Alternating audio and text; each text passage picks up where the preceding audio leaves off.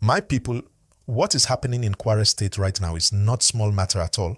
The headline everywhere is that Yoruba leaders and communities have decided to pull out of cooperation with the Emirs over security control. And as this news spread, many Fulani in the state are confused because they did not expect such move at this time. This story is big because it is not only about today, it connects with the history of Kwara, the relationship between Yoruba and Fulani, and the question of who should control the security of the land. As we talk through this, please remember to like this video right now and also subscribe to the channel because we always bring you the real gist in clear English that everybody can understand. Now let me break this down slowly. Kwara State is a special place. It is in north-central Nigeria and it is like a bridge between the north and the south. The Yoruba people are there in large numbers, especially in the south and west parts of the state. But at the same time, the influence of the Fulani and the Emirate system is very strong, especially in Ilorin, the capital. That mix of Yoruba and Fulani culture makes Kwara unique, but also makes it sometimes tense when it comes to who should lead, who should rule, and who should have the final say on issues like security. Traditionally, in the north of Nigeria, Emirs have authority and a lot of influence. They are not government officials in the sense of election, but they play a role in decision-making. They work with vigilantes, community policing groups, and they also have direct access to the state government. But now, Yoruba leaders are saying, no, enough is enough. They are saying they don't want to continue that cooperation when it comes to security matters. And that is where the confusion starts. Because if Yoruba pull out, then who exactly is in charge of the local security? Please, as you are following, don't forget to like this video and subscribe. It really helps us continue to bring you updates like this. Now think about it. Security is one of the most sensitive topics in Nigeria today. Just a few weeks ago in Kwara, gunmen attacked and killed more than 10 forest guards. This is real danger, not just talk. So if communities are not united on how to handle security, then criminals and bandits can take advantage of that division. That is why people are saying this decision by Yoruba leaders is a big move. The Fulani community is said to be in confusion, and it makes sense. For many Fulani in Kwara, they have always looked to the Emirs for direction. So if the Yoruba side pulls out of that cooperation, the Fulani don't know what's next. Do they still listen only to the Emirs? Do they try to work directly with the state government? Or do they risk being isolated from their Yoruba neighbors in matters of safety? These are real questions on the ground. Let us also remember that Ilorin itself is a city with history. It was once a Yoruba town, but later became tied into the Northern Emirate system. And since that time, there has always been some level of tension about identity. Many Yoruba see Ilorin as theirs, but the Emirs are there as the rulers. So today's pullout on security is not just about who guards the community, it is about power, identity, and history. Now, why would Yoruba leaders make this decision now? Several reasons are being suggested. One, maybe they feel the Emirs are trying to control too much of the security system, like giving orders or managing vigilantes in a way that sidelines Yoruba voices. Two, it can also be about identity. Yoruba saying we cannot allow outsiders to control our safety in our own land. Three, politics may also be inside this. As elections draw near, controlling local security is a way of controlling influence. And four, maybe there is frustration. If the corporation has not really protected the Yoruba villages from attacks or kidnappings, then they may feel the whole system has failed them. This is why this headline is heavy. Because when Yoruba pull out, it signals mistrust. And when mistrust grows, it can break down relationships between neighbors. Please pause one moment and like this video. And if you have not subscribed yet, click the button because this channel will continue to unpack this story and others like it. Now let us look at the consequences. First, there is a risk of a security vacuum.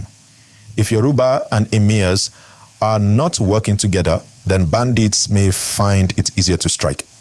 Second, there is a risk of ethnic tension.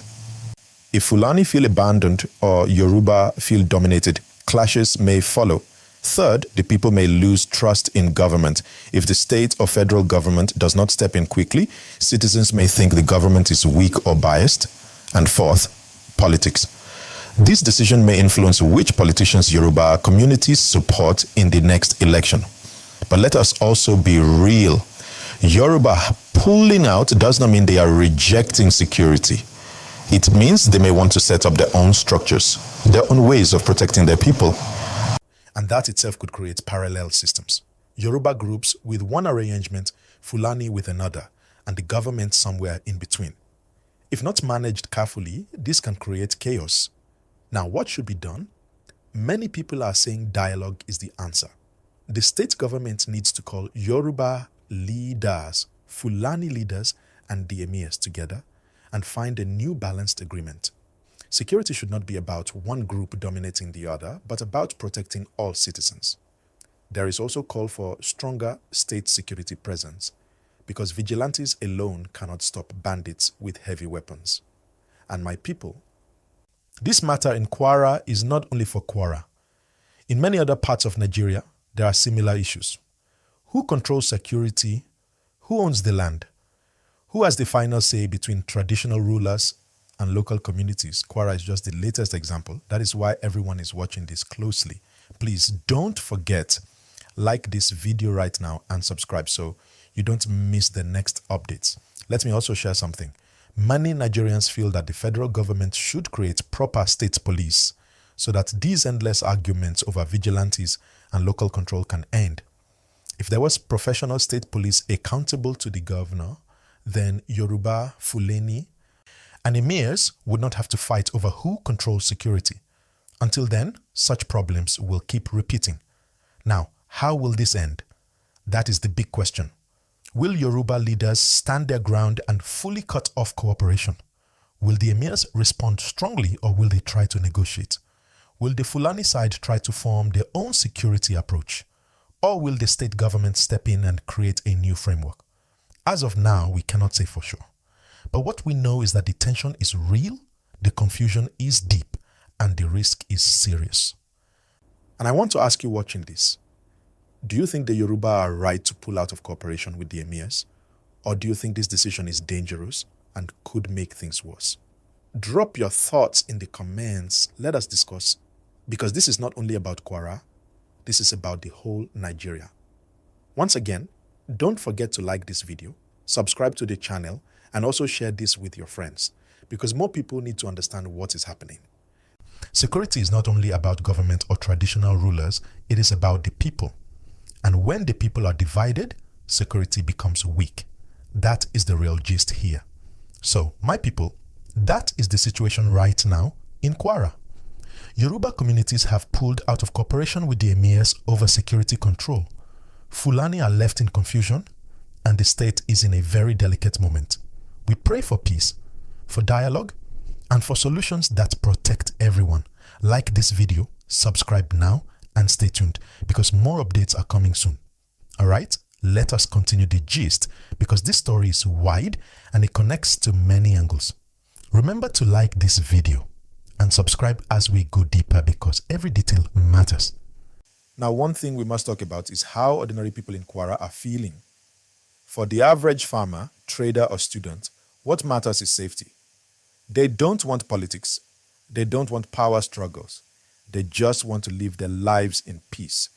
So when Yoruba leaders pull out of the Emir security structure, many villagers are asking, will this make me safer or will this put me in more danger?